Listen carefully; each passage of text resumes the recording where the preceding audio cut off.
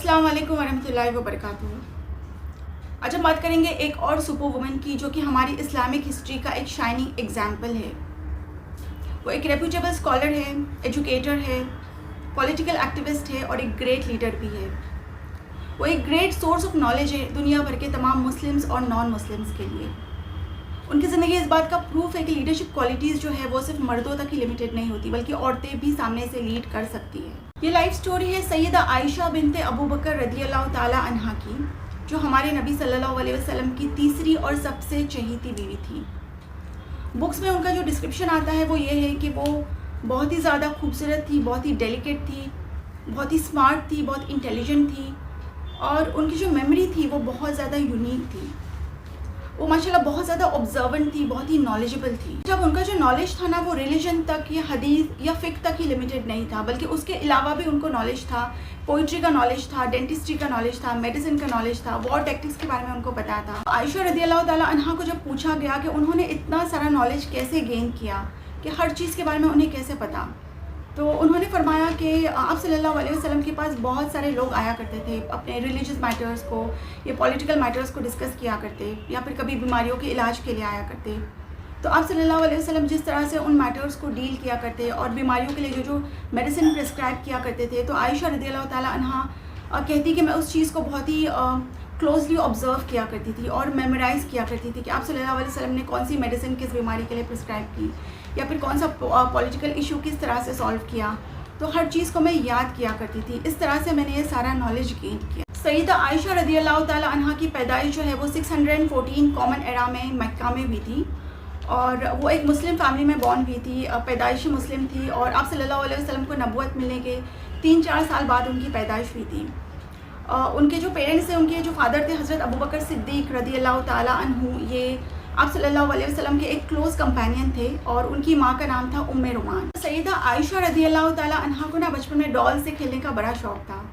तो अपने बचपन का इंसिडेंट खुद उन्होंने नरेट किया है और इस नरेशन को जो है वो अबू दाऊद ने रिकॉर्ड किया है कि जब उनकी उम्र कुछ 5 साल की थी तो उस वक्त नबी सल्लल्लाहु अलैहि वसल्लम जो है उनके घर आए थे और उस वक्त उनके एक स्टोर रूम में उनकी बहुत सारी डॉल्स रखी हुई थी और उन डॉल्स के साथ एक हॉर्स भी रखा हुआ था जिसके विंग्स थे। तो आप सल्लल्लाहु अलैहि वसल्लम ने उनसे पूछा कि क्या हॉर्स के भी विंग्स होते हैं? तो उस पर आयशा रदियल्लाहु ताला अन्हा ने उनको जवाब दिया कि बिल्कुल होते हैं, हज़रत सुलेमान अलैहिस्सलाम के घोड़े के भी तो विंग्स थे। इस इंसिडेंट से हमें ये पता चलता है कि सैयदा आयशा रदियल्लाहु ताला अन्हा जो है वो हिस्टोरिकल और रिलीजियस इवेंट्स पे बचपन से ही वेल इन्फॉर्म थी और वो न सिर्फ बहुत ज़्यादा इंटेलिजेंट थी बल्कि उनका सेंस ऑफ ह्यूमर भी कमाल का था।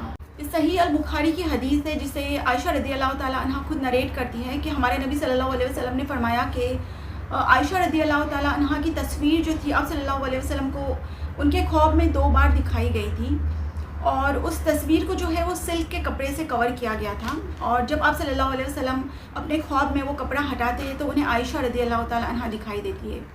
तो इस ख्वाब के बाद आप सल्लल्लाहु अलैहि वसल्लम ने अबू बकर सिद्दीक़ रदियल्लाहु ताला अन्हा से आयशा रदियल्लाहु ताला अन्हा का रिश्ता मांगा और इस तरह से उन दोनों का निकाह हुआ। आयशा रदियल्लाहु ताला अन्हा फरमाती है कि जब वो 6 साल की थी उस वक्त उनका निकाह हुआ और जब उनकी उम्र 9 साल की हुई तो उनकी मैरिज कंज्यूमेट हुई, मतलब उनका आप सल्लल्लाहु अलैहि वसल्लम के साथ उनकी रुखसती हुई और यह हदीस जो है वो सही ग्रेड की है जिसे सही मुस्लिम ने रिकॉर्ड किया है। तो आयशा रदियल्लाहु ताला अन्हा जो है वो रुखसत होकर जब आप सल्लल्लाहु अलैहि वसल्लम के घर शिफ्ट हो गई, जो कि मस्जिद नबवी के बिल्कुल बराबर में एक रूम था जो कि क्ले का बना हुआ था और उस रूम में फर्नीचर के नाम पे बस एक मैट्रेस थी और जो कि पाम लीव्स की बनी हुई थी और उस मैट्रेस के नीचे सिर्फ एक चटाई रखी हुई थी और इस सिंपल से रूम में, इस मॉडेस्ट से रूम में उन्होंने अपनी मैरिटल लाइफ का आगाज़ किया। सैयदा आयशा रदियल्लाहु ताला अन्हा जो थी वो एक आइडियल वाइफ थी और उन्होंने आप सल्लल्लाहु अलैहि वसल्लम को उनके मिशन में पूरा सपोर्ट दिया। आयशा रदियल्लाहु ताला अन्हा को सीखने का बहुत शौक़ था, तो आप सल्लल्लाहु अलैहि वसल्लम से वो बहुत सारे क्वेश्चंस किया करती थी, बहुत सारे सवाल किया करती थी और नॉलेज गेन किया करती थी और आप सल्लल्लाहु अलैहि वसल्लम ने भी उन्हें बहुत ही परफेक्ट तरीके से ट्रेन किया। उनकी अपब्रिंगिंग जो थी वो आप सल्लल्लाहु अलैहि वसल्लम के नज़रों के सामने हुई, उनके घर में हुई और आगे जाके वो इतनी ज़्यादा नॉलेजेबल बन गई कि लोग, दुनिया भर से लोग उनके पास नॉलेज गेन करने के लिए, लर्न करने के लिए आया करते थे। अम्र बिन अल आस रदियल्लाहु ताला अन्हु से रिवायत है और ये हदीस जो है वो तिरमिज़ी ने रिकॉर्ड की है कि उन्होंने जब आप सल्लल्लाहु अलैहि वसल्लम से पूछा कि या रसूल अल्लाह सल्लल्लाहु अलैहि वसल्लम, आप کے نزدیک سب سے زیادہ بلاوڈ پرسن کون ہے، آپ سب سے زیادہ کس سے محبت کرتے ہیں؟ تو ہمارے نبی صلی اللہ علیہ وسلم نے فرمایا کہ عائشہ سے. تو پھر انہوں نے پوچھا کہ مردوں میں کس سے؟